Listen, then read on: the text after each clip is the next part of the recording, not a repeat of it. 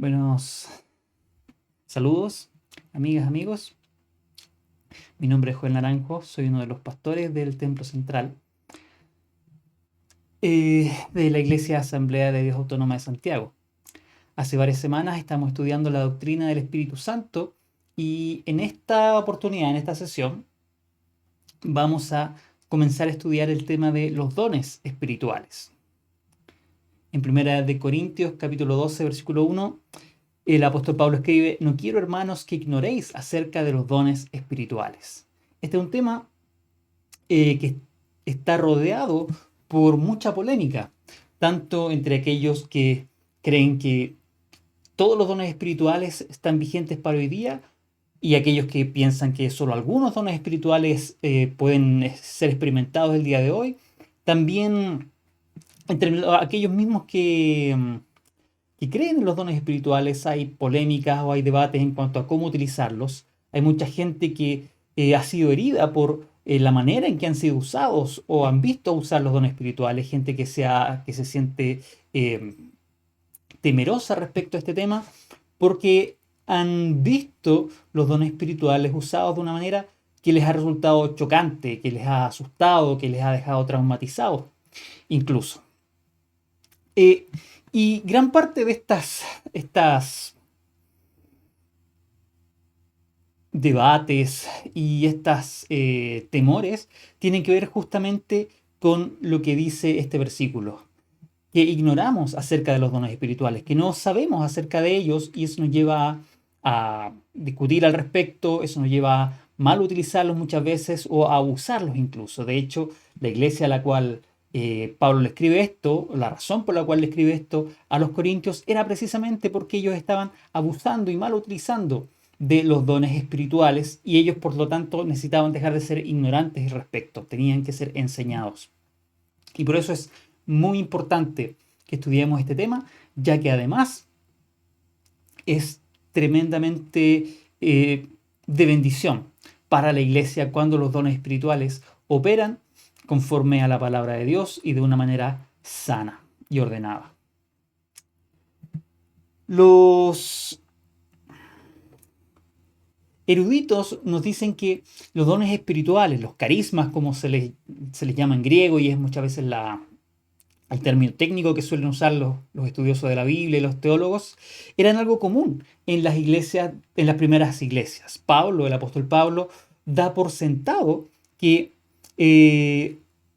los dones espirituales y las manifestaciones espirituales de todo tipo ocurren en las iglesias que él fundó. Por ejemplo, en su epístola su primera epístola a los tesalonicenses, en 1 Tesalonicenses capítulo 5, versículo 19 al 21, en Gálatas capítulo 3, versículo 5, e incluso en una iglesia que él no fundó, como la iglesia en Roma, en Romanos capítulo 12, versículos 6 al 8.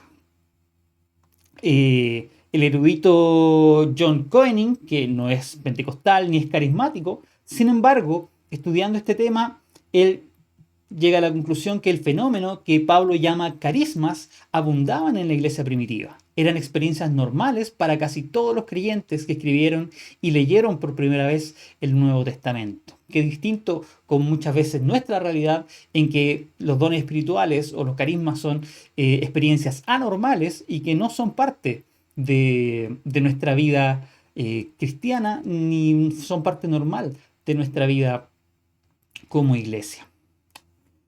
Vamos a estudiar entonces el tema de los dones espirituales partiendo por cuál es la terminología, o en otras palabras, cuáles son las palabras, los términos que utiliza Pablo, fundamentalmente, que es quien más trata este tema, cuáles son los términos que utiliza para referirse a este fenómeno.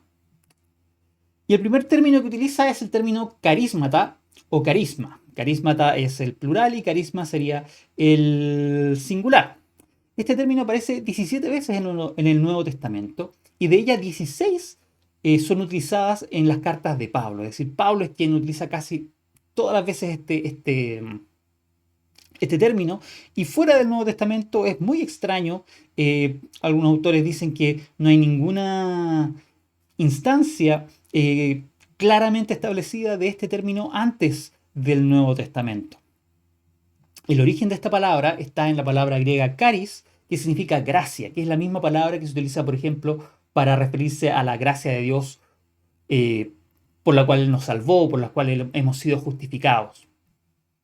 De este modo, un carisma o los carismatas son manifestaciones particulares de la gracia de Dios, tienen su origen en la gracia de Dios. ¿Qué son estos carismatas? En un sentido amplio podemos decir, o Pablo lo utiliza diciendo que son cualquiera de las obras benevolentes de Dios en el mundo y entre su pueblo. Por ejemplo, en Romanos capítulo 5, versículos 15 y 16 y capítulo 6 y versículo 23, Pablo utiliza esta palabra para referirse al don de la salvación. Cualquiera de las obras que Dios hace en favor de la humanidad pueden ser llamados carismas. Pero en un sentido restringido, más estrecho, los carismas son manifestaciones espirituales que recalcan la contribución del creyente a la comunidad cristiana. Son manifestaciones espirituales a través de las cuales el creyente hace una contribución, edifica a la congregación, a la comunidad cristiana a la cual pertenece. Una segunda palabra o término que utiliza Pablo para este fenómeno es el de neumática. Y neumática se traduce literalmente como espirituales. Es un adjetivo que significa espirituales. Y esta es, por ejemplo, la palabra que utiliza Pablo en el verso que leímos al principio, 1 Corintios 12:1. No quiero, hermanos, que ignoréis acerca de los dones espirituales. Ahí donde dice dones espirituales, en el original la palabra dones no aparece, sino que simplemente dice neumática. O sea, literalmente es no quiero, hermanos, que ignoren acerca de los espirituales. Pero como eso a nosotros nos sonaría extraño, los traductores aquí le agregaron la palabra dones para que resultara más claro.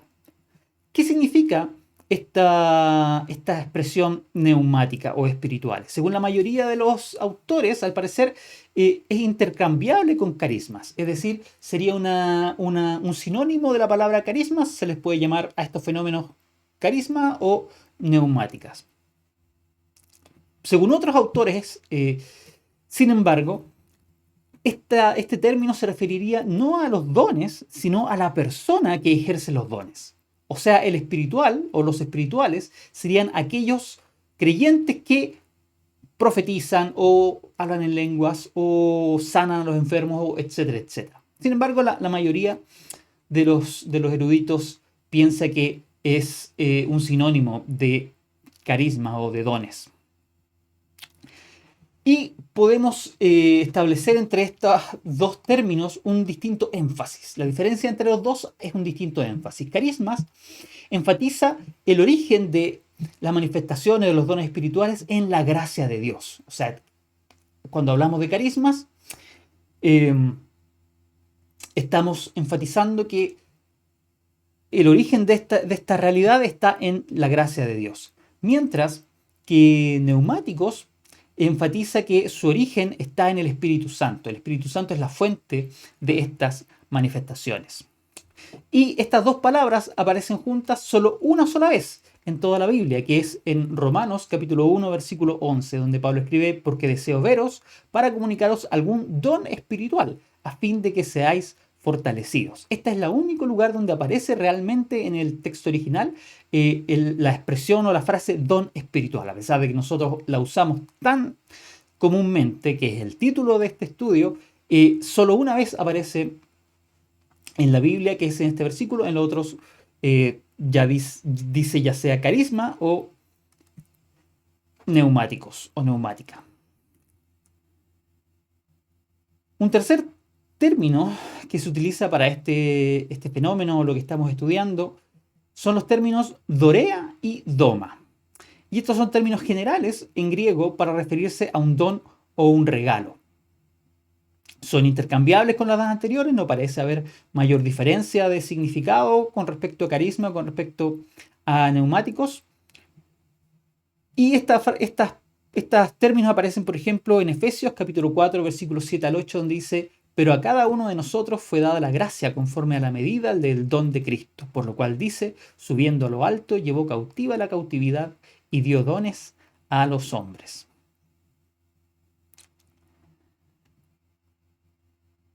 En cuarto lugar, un cuarto término utilizado por Pablo es el término la manifestación del Espíritu, y este aparece en 1 Corintios capítulo 12, versículo 7, donde Pablo escribe, pero a cada uno le es dada la manifestación del Espíritu para el bien de todos. Y esta frase se entiende mejor si vemos que quiere decir que los dones son varias maneras en las cuales se manifiesta el Espíritu. Es decir, los dones espirituales son formas a través de las cuales el Espíritu Santo se hace visible, se hace presente. Su actividad se hace palpable y visible para cualquiera. El Espíritu Santo es invisible. Su operación muchas veces también es invisible en el corazón de la gente, pero en los dones espirituales, su obra y su presencia se hace manifiesta, se hace visible, se hace percibible para cualquiera que esté presente en aquel momento. Pablo también utiliza los términos dones, ministerios y operaciones. O al menos estos son los términos con los cuales se traducen en la Reina Valera que solemos utilizar. Estos términos aparecen en 1 Corintios capítulo 12, versículos 4 al 6. Ahora bien, hay diversidad de dones, pero el Espíritu es el mismo, y hay diversidad de ministerios, pero el Señor es el mismo, y hay diversidad de actividades, pero Dios que hace todas las cosas en todos es el mismo. Y estos términos a veces se han querido ver como en el resto del pasaje que sigue a estos versículos en que Pablo enumera varios dones espirituales, aparece una lista de dones o de carismas, y algunos han querido ver que algunos de estos son dones, otros son ministerios, otros son operaciones. Sería una clasificación. Sin embargo, la mayoría de los autores está de acuerdo en que estas tres palabras en realidad no son una clasificación, son intercambiables y lo que hacen es presentar distintos aspectos de los dones espirituales en general. Es decir, todos los dones espirituales pueden ser llamados dones o ministerios u operaciones. Y cada palabra en realidad enfatiza distintos aspectos. Por ejemplo, la palabra dones o carismata, que ya lo estudiamos o lo conversamos hace un rato atrás, habla de la naturaleza de gracia de los dones. Tienen su origen en la gracia de Dios. Nadie puede ganárselo. No es algo que es por mis méritos que lo recibo, no es por lo bueno que soy, no es porque tengo algún logro o virtudes por los cuales Dios manifiesta sus dones a través de mí o a través de un creyente, sino que son manifestaciones de su gracia, de su misericordia. Además, son manifestaciones de su gracia hacia las personas que son beneficiadas por estos dones, hacia la persona, por ejemplo, que es sanada, la persona que recibe edificación o exhortación a través del don de profecía, etc. El segundo término, diaconiai, se traduce como servicios o ministerios y recalca la función básica y el propósito de los dones, que es el de ser de un servicio o de ministerio a los demás. No son un sello de aprobación hacia una persona. Su propósito no es hacernos sentir bien o hacernos sentir por sobre los demás que no tienen los dones, sino que son una manera a través de la cual Dios nos permite servir o ministrar a las necesidades de otros creyentes o de otras personas. Y el último término, operaciones, es la palabra griega energémata, que se puede traducir como operaciones, obras u efectos. Y estos apuntan a Dios como fuente o revitalizador de los dones. Los dones no son un talento que yo puedo desarrollar a través del estudio, a través de la práctica o el esfuerzo, sino que son una obra de Dios. Tienen su origen en Dios. Es el Espíritu Santo quien los produce en los creyentes. Eso en relación a la terminología que utiliza Pablo. Y un tema muy interesante respecto a los dones espirituales es la relación entre el concepto de los dones y el cuerpo de Cristo. Y en las tres principales pasajes de las epístolas que tratan el tema de los dones espirituales, en Romanos capítulo 12, versículos 4 al 5, 1 Corintios 12, versículos 12 al 28, Efesios 4, versículos 4 al 6, en estos son los tres principales pasajes que tratan del tema de los dones espirituales, se menciona también el cuerpo de Cristo, que es esta metáfora, esta imagen que utiliza Pablo para eh, referirse a la iglesia, para enseñar acerca de la iglesia. En los tres principales pasajes en que se tratan los dones espirituales, también se menciona el tema del cuerpo de Cristo. Se establece un vínculo entre ambos conceptos, dones espirituales y cuerpo de Cristo. ¿Por qué? Y probablemente Pablo quiere, a través de este vínculo, quiere destacar al menos tres aspectos. En primer lugar, la diversidad de los miembros del cuerpo, es decir, cada uno de nosotros de nosotros los creyentes somos miembros del cuerpo de Cristo, pero somos distintos los unos de los otros y tenemos distintas funciones. Y la diversidad de dones espirituales que existen se refleja la diversidad de miembros del cuerpo de Cristo. No todos somos iguales, no todos tenemos la misma función, sino que Dios nos utiliza de distintas maneras a través de distintos carismas, de distintos dones o manifestaciones del Espíritu. Pero a la vez destaca la unidad de los miembros del cuerpo. A pesar de que somos distintos, de que hay diversidad entre nosotros, de que tenemos distintos dones, todos estos dones convergen, trabajan para la unidad del cuerpo. Somos distintos, pero somos un solo cuerpo, hay una unidad, y los dones del Espíritu tienen como propósito, o debiesen tener como propósito, fomentar y fortalecer y crear la unidad entre los creyentes, entre los miembros del cuerpo. Y como consecuencia de esto, el último aspecto que se destaca es la interdependencia entre los miembros del cuerpo.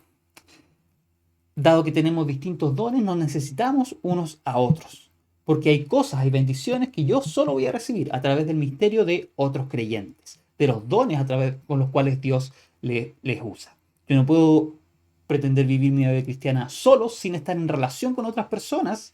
Al menos no voy a tener una vida cristiana sana, un crecimiento sano, porque hay bendiciones y hay cosas que Dios me quiere dar, pero Él solo lo va a hacer a través de los dones de otros creyentes, de los dones que Él entrega o a través de los cuales usa a otros creyentes. Nos necesitamos unos a otros.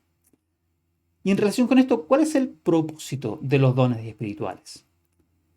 Y en 1 Corintios, a varios pasajes, en 1 Corintios 14, 3, 4 al 5, versículo 12, versículo 17, versículo 26 de 1 Corintios 14, es muy claro que el propósito de los dones es edificar a la congregación. Edificar a la congregación. No beneficiar al propio creyente, no es darnos una experiencia espiritual linda al creyente que los tiene, no es que el creyente se sienta superior a otros por tener dones espirituales, no es que aumentar la autoestima del creyente que manifiesta un don, sino que el propósito es edificar a la iglesia, edificar a toda la congregación. Y esto es una aplicación del concepto bíblico del sacerdocio universal de los creyentes, este principio tan importante que fue redescubierto durante la Reforma, de que todos los creyentes somos sacerdotes. Es decir, no solamente los líderes, los pastores, los líderes de la iglesia son sacerdotes que intermedian entre nosotros y Dios, sino que hacen de intermediarios entre nosotros y Dios, sino que cada uno de nosotros tenemos un servicio y cada uno de nosotros somos intermediarios de la bendición de Dios hacia otros creyentes y Dios nos quiere usar a todos para desarrollar su obra, cumplir sus propósitos y para poder edificar a su iglesia y bendecir a nuestros hermanos, a los otros hijos de Dios. El propósito entonces de Dios al conceder los dones espirituales a los individuos es que los dones se empleen para edificar el cuerpo. El bien común no debe ser sacrificado en interés de algún beneficio que pudiera recibir el individuo que ejerza un don. ¿Qué podemos decir respecto a la distribución de los dones? ¿Cómo se distribuyen estos dones? El pasaje más explícito al respecto es 1 Corintios capítulo 12, versículo 11, donde dice, pero todas estas cosas las hace uno y el mismo Espíritu, repartiendo a cada uno en particular como Él quiere. Es decir, el Espíritu Santo es quien distribuye los dones según su voluntad soberana. Los dones no son un logro del esfuerzo humano, no son un logro de nuestro esfuerzo, sino que es el Espíritu Santo quien los distribuye. Sin embargo, a pesar de lo que dice aparentemente tan claramente este versículo, en otros pasajes Pablo motiva a los creyentes a desear o a procurar ciertos dones en particular. En 1 Corintios 12 al 31 lo llama a procurar los dones mejores, lo llama también a procurar los dones espirituales, le dice procuren los dones mejores, sobre todo el de profecía. Y eso pareciera una contradicción, pareciera una paradoja, que por un lado nos diga Pablo que el Espíritu Santo es quien distribuye como Él quiere, y por otro lado que nos llame a procurar los dones y a procurar dones específicos además. Pero esta contradicción es solamente aparente, porque lo que probablemente Pablo quiere decirnos es que el Espíritu reparte los dones como Él quiere, sí, pero Él quiere repartir los dones a quienes los desean y los buscan. O sea, Él reparte a cada uno en particular como Él quiere, pero lo que quiere el Espíritu Santo es repartir dones a aquellos que los desean y a aquellos que los están buscando. Como escribe Anthony Palma, uno no recibe un don espiritual en contra de su voluntad. Y más aún, diría yo, tampoco uno recibe un don espiritual si uno está pasivo. El hecho de estar pasivo, de decir, qué lindo sería tener un don espiritual, pero bueno, Dios me lo dará cuando Él quiere y si Él quiere. Lo más probable es que no voy a ser usado con dones espirituales. ¿A quiénes quiere usar el Espíritu Santo con dones espirituales? Aquellos que anhelan ser usados y aquellos que están buscando y procurando y orando y poniéndose en situación de que Dios les use con dones espirituales, de que el Espíritu Santo les obra a través de ellos, de estas manifestaciones del Espíritu para bendecir a la congregación, para edificar a la iglesia.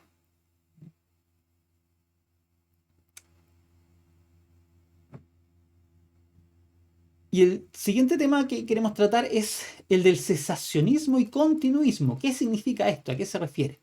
Esto se refiere al debate importante que existe en relación a si los dones espirituales están vigentes para el día de hoy o si por el contrario han cesado y Dios ya no obra de esa manera. Al menos con respecto a algunos dones espirituales. Estas dos palabras representan las dos grandes posiciones, o son los términos técnicos que se utilizan para las dos grandes posiciones en este debate. En primer lugar, el cesacionismo es la posición de que los dones extraordinarios fueron temporales y que fueron retirados después del siglo I.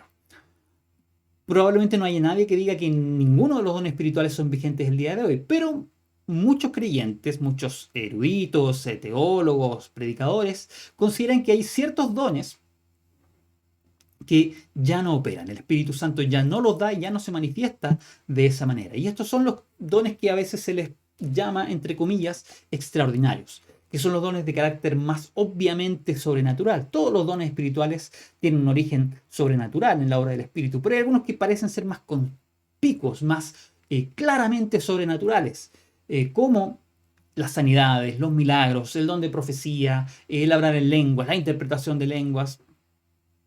Ese tipo de dones, según muchos creyentes, ya no estarían vigentes el día de hoy. Dios ya no obraría de esa manera, sino que habrían sido solamente para el comienzo de la historia de la iglesia y ya después del siglo I habrían desaparecido. Por otro lado, la posición contraria es el llamado continuismo. Y este término se refiere a aquellos que piensan que Dios no quitó ninguno de estos dones en ningún tiempo y que son tan válidos y tan necesarios hoy como lo fueron en el siglo I. Es decir, de acuerdo con esta posición, con los creyentes que sostienen esta línea, todos los dones espirituales siguen siendo vigentes para la actualidad y como creyentes podemos y debemos procurar que se manifiesten y estén presentes en nuestras iglesias para que nuestras iglesias sean sanas y que la voluntad de Dios se cumpla plenamente entre nosotros. El cesacionismo es mucho más común en iglesias protestantes tradicionales, iglesias protestantes y evangélicas tradicionales, mientras que el continuismo es la posición oficial de las iglesias pentecostales, iglesias carismáticas y el resto de la terminología que a veces se suele usar. Neopentecostales, neocarismáticos, tercera ola, etcétera, creen en esto. Y también hay creyentes en iglesias protestantes y evangélicas tradicionales que, no obstante no pertenecer a denominaciones pentecostales o carismáticas, creen también en la vigencia de los dones espirituales y muchas veces incluso los buscan y son usados con ellos. ¿Qué razones hay para pensar? ¿Qué argumentos se dan para pensar que no habría en el día de hoy, no estarían vigentes estos dones especiales, estos dones extraordinarios? No hay tiempo en este momento para tratar este debate con profundidad, para tratar todos los argumentos y contraargumentos. Sin embargo, de manera muy rápida vamos a tratar algunos quizás de los más comunes o de los más relevantes y conocidos.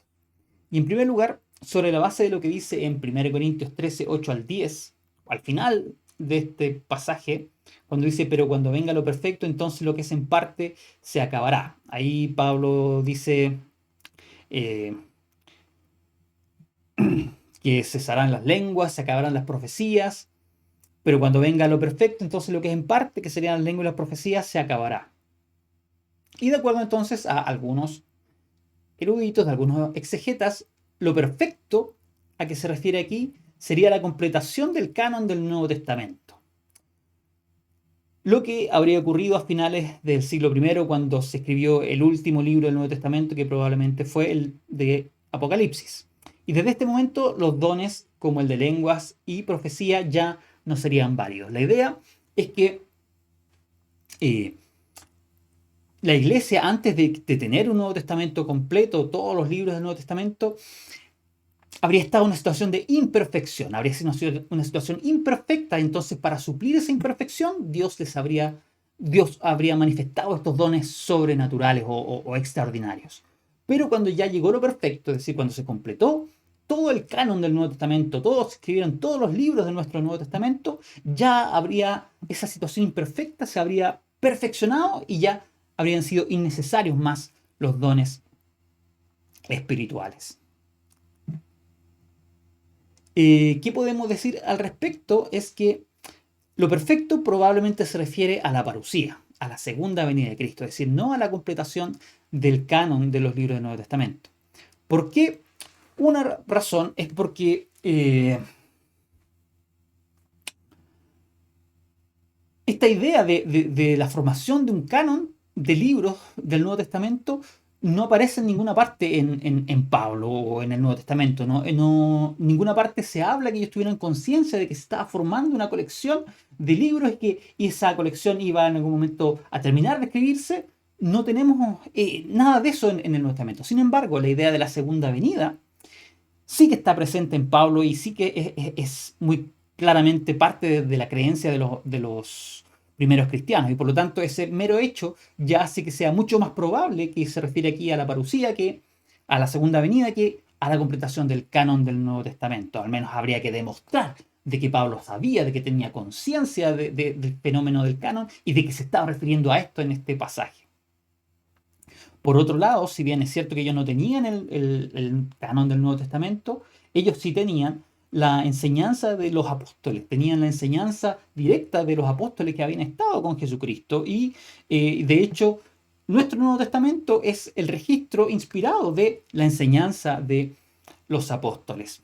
Además, ahí mismo en ese mismo contexto Pablo se refiere a lo perfecto como ver cara a cara. Decía, ahora veo oscuramente, en ese momento veremos cara a cara. Y Pablo y otros autores utilizan este término de ver cara a cara como refiriéndose a ver a Dios, que es algo que va a ocurrir cuando Jesucristo vuelva a venir. Vamos a tener una visión de Dios, una visión de Jesucristo mucho más clara de la que tenemos hoy día.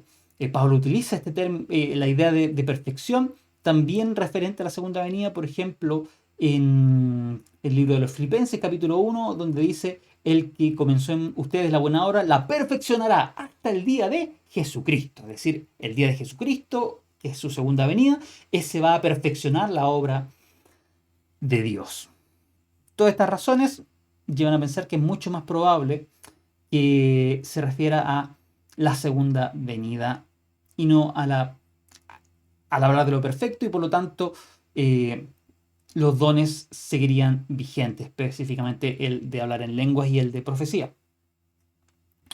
Un segundo argumento que se suele utilizar es que el don de profecía, refiriéndose específicamente a este don, es innecesario porque tenemos hoy día la escritura. Y creer, a veces se agrega entonces que creer que la profecía está vigente hoy subvierte el principio de la sola escritura. ¿Qué significa esto?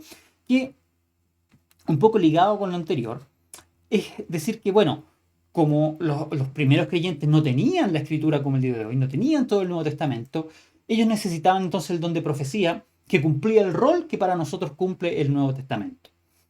Pero ya que hoy día tenemos un Nuevo Testamento completo, ya no necesitamos más el don de profecía. Y aún más, si yo creo que hoy día está presente el don de profecía, en realidad estoy subvirtiendo este principio de la sola escritura, que la escritura es la única regla o fuente infalible de autoridad para los creyentes, ya que tendría, además de la escritura, una fuente adicional, que sería la profecía. Que por lo tanto yo podría agregar mandamientos y doctrinas que no están en la escritura a través del don de profecía. Y como eso no puede ser, entonces se llega a la conclusión que el don de profecía hoy día ya no existe. Dios ya no lo utiliza porque es innecesario y porque pasaría a llevar a la escritura.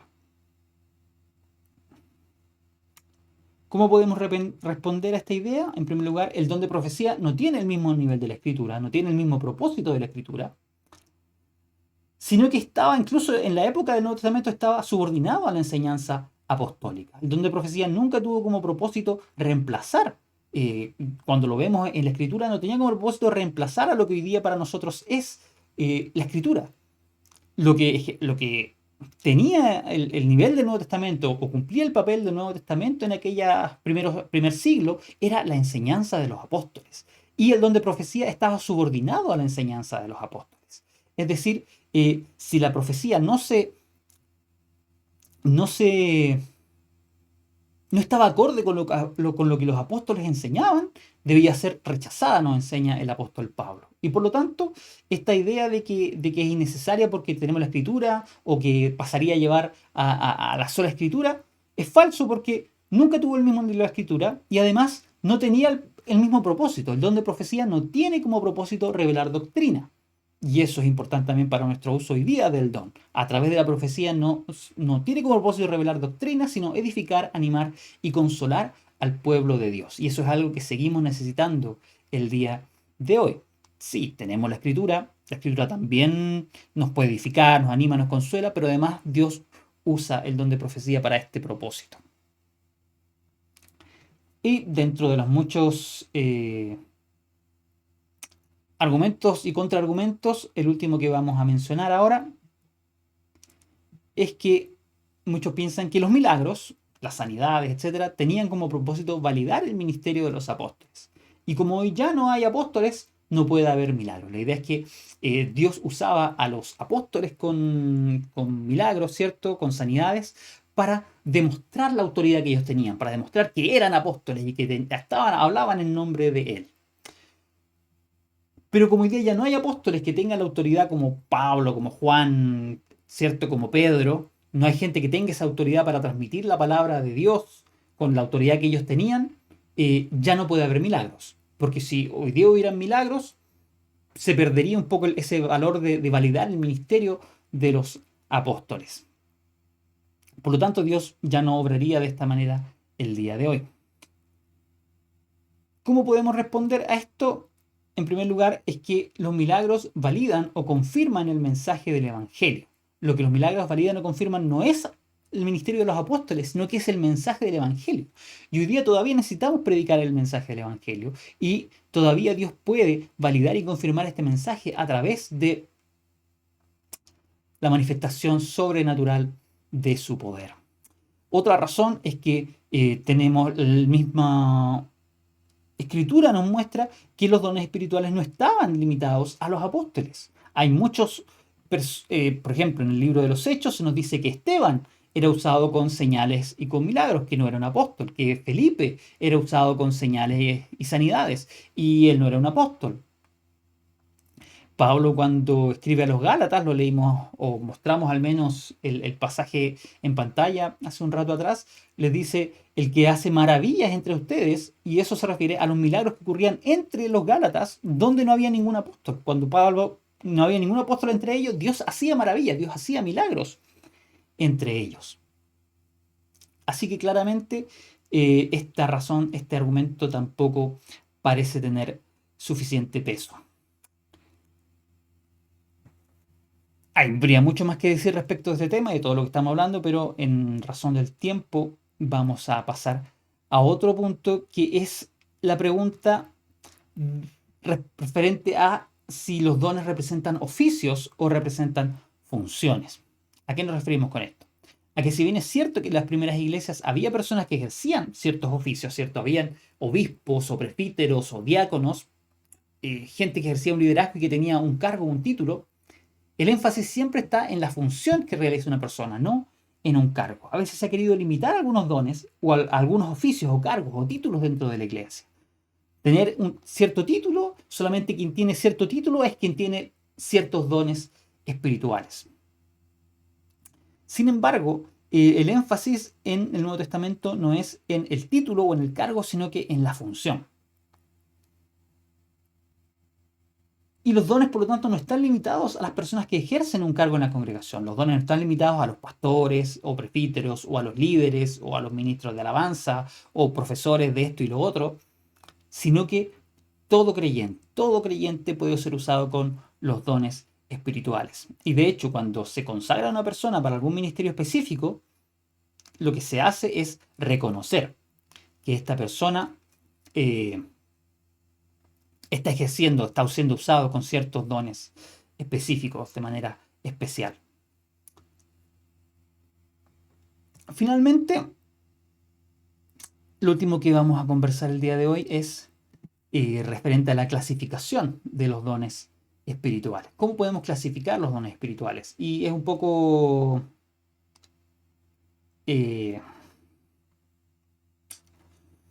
extraño lo que vamos a decir, porque lo primero que podemos decir es que ninguna de las listas de dones que aparecen en el Nuevo Testamento parece estar completa. Hay varias listas de dones espirituales en el Nuevo Testamento que escribe Pablo, por ejemplo en Romanos capítulo 12, versículos 6 al 8, 1 Corintios 12, 8 al 10, 1 Corintios 12, 28 al 29 o Efesios 4, 11. Si uno compara todas estas listas, se da cuenta que hay algunos dones que están en algunas listas, pero no están en las demás. Y eso nos lleva a concluir que ninguna de estas listas de dones es completa. Ninguna de estas listas de dones podemos decir, estos son todos los dones que existen y ninguno más. Porque hay diferencias entre ellas. Y probablemente tampoco contienen todos los dones entre ellas. Tampoco es que podamos tomarlas todas y juntarlas todas para hacer un solo listado de todos los dones. Es probable que hayan dones espirituales que no están mencionados en ninguna de estas listas y que por lo tanto no tenemos en el Nuevo Testamento un catastro o un catálogo completo de todos los dones espirituales que existen o que pueden existir. Y la Escritura tampoco realiza una clasificación de los dones. Por eso es que es un poco extraño hablar de la clasificación de los dones cuando la Escritura no los clasifica de ninguna manera en particular. Todas las clasificaciones que uno encuentra en la literatura en realidad son clasificaciones más bien subjetivas y un poco arbitrarias que realiza cada autor según los criterios que él considera relevantes y para los propósitos que él considera relevantes. Pero no hay ninguna clasificación estricta que podamos usar que aparezca en la escritura. Y en la escritura tampoco encontramos una jerarquía de dones. Hay gente que a veces ha interpretado en estas listas de dones que los dones que aparecen primero son los más importantes y que los dones, por lo tanto, que siguen y los que están al final son los menos importantes. No se puede llegar a esta conclusión, uno, porque Pablo nunca dice que sea así, nunca expresa que sea su intención el orden que es esa intención al escribir el orden de las listas, y además porque entre las distintas listas que existen están los dones listados, enumerados en distinto orden. Así que no podemos definir que el orden en que se escriben es jerárquico de importancia, porque en una lista unos aparecen primero y en esa otra lista ese mismo don aparece después.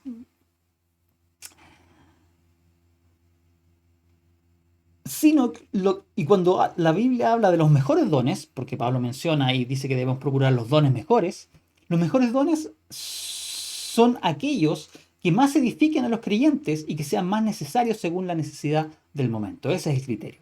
Aquellos que traigan más edificación y que tal vez respondan mejor a la necesidad de la iglesia, de los creyentes y de las personas en ese momento, ese será el don mejor, el don que se necesita. No obstante, la escritura no realiza ninguna clasificación.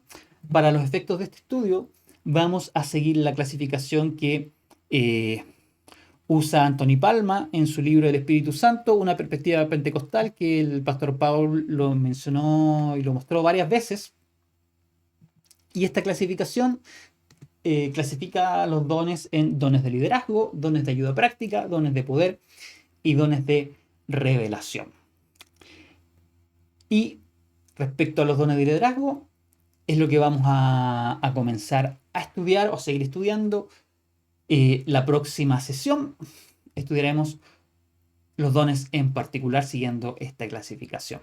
Espero que este estudio haya sido de utilidad, de provecho, de bendición para ustedes y que Dios les bendiga un montón.